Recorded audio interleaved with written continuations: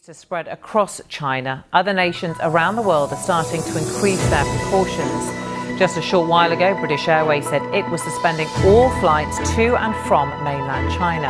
That comes after the British government advised against all but essential travel to China. And Indonesia's Lion Air has also just said it's suspending its flights. Other airlines, including United Airlines, Air Canada and Cathay Pacific Airways, have cancelled some flights to China, although in some cases it is because of a lack of demand. Here's travel journalist Simon Calder. Flights went out normally to Beijing to Shanghai yesterday. They are now on their way back. The flight from Beijing due in at 3 o'clock at Heathrow this afternoon. The flight from Shanghai slightly behind it. They're both over Siberia at the moment. They will have all the normal passengers who were booked on those flights, but they will also have, crucially, the crew who flew out yesterday. And everybody else who was booked on flights from tomorrow onwards from Beijing and Shanghai will now be trying to find alternative routes. Well, the official figures from China show how the virus is continuing to spread. The number of confirmed fatalities rose by 26 to 132 as of Wednesday morning. Almost all of those deaths are in Hubei province, where the virus was first discovered. And there was also a sharp increase in the number of confirmed infections, up by almost a third to stand at just under 6,000. Well, here's what the Chinese officials had to say at a news conference in Beijing just a short time ago. We are now in the critical period of the prevention of this epidemic. We need to control the potential source of virus. Yes, recently we do have people travel from Hubei to Fangzhuang area, and in other communities we also have the similar travelers from Wuhan, and also we actually have the registration and management of those people who travel from Wuhan or from the Hubei province, and we ask them to stay at home for the 14 days quarantine. Let's go live now to Robin Brandt, who's in Shanghai. Robin, welcome to you. With the authorities calling this now the critical stage, what's your assessment of how they view this crisis as being at? Well, on the one hand, we have a country that's certainly around Wuhan, the epicenter city, and the surrounding province of Hubei, essentially a lockdown involving millions of people.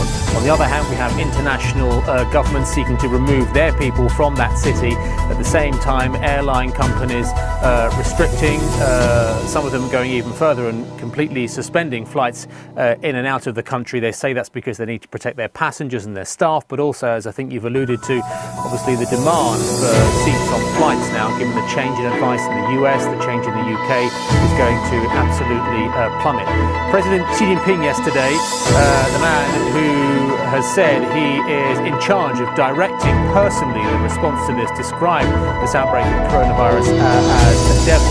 They are throwing everything they have at it in terms of logistics, something, of course, by the nature of the authoritarian Communist Party-controlled government here, they can do very well. Thousands of military personnel, doctors, a huge amount of money being sent in to try and assist as well. But at the same time, the effort is to try and stop the spread and just contain this virus. And the most effective way of doing that in recent days has essentially been to tell everyone not to return to work, not to return to school.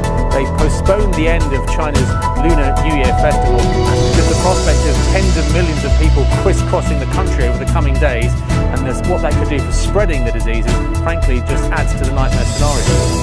Okay, Robin Brandt in Shanghai for now, thank you. Well, the race is on to find a way of immunising people from the virus, and there has been a development in Australia.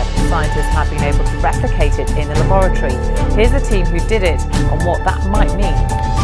It all feeds into the global health response and for a public health initiative, and it's a really important component in that because no viruses appeared to come out of China yet, and it appears that other people have had difficulty growing.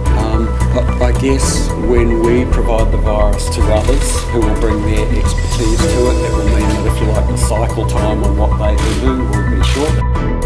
Well, Australia has also announced that it will quarantine suspected cases on Christmas Island, which is better known for being the place which houses migrants while their claims to stay in Australia are assessed. Let's go live now to Sydney and our correspondent Shima Khalil. Shima, welcome to you. What's reaction there been to these people being quarantined on Christmas Island?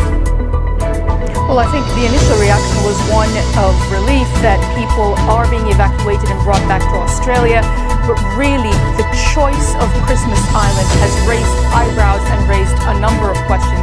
As you mentioned there, Samantha, Christmas Island has quite a tainted history, if you will. Since 2003, it's been used as a detention center, a place where asylum seekers are kept and detained. It is famous for a recently reopened particular detention center that has recently been criticized for bad conditions, for human rights violations. It's currently housing a Sri Lankan family of 4. This detention center is going to be quarantine zone, if you will. And upon hearing that, many have raised the question of why is it that 600 Australians, including 100 children that traveled with their families to celebrate the Lunar Year, instead of being brought to hospitals in mainland China, why are they being brought to Christmas Island, about 2,000 kilometers from the mainland? It's actually closer to Indonesia than it is to Australia mainland.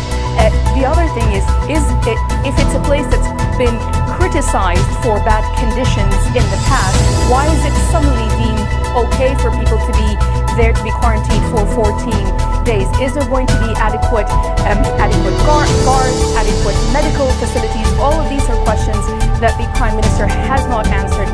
And also, inside Christmas Island themselves, we've heard from the authorities who told local media that the first they heard about it was from the media when the Prime Minister announced it. So, in principle, there is a sense of relief that Australians are coming back, but the place that they're going to go to when they do come back is quite problematic. Okay, Shima Khalil for now, thank you.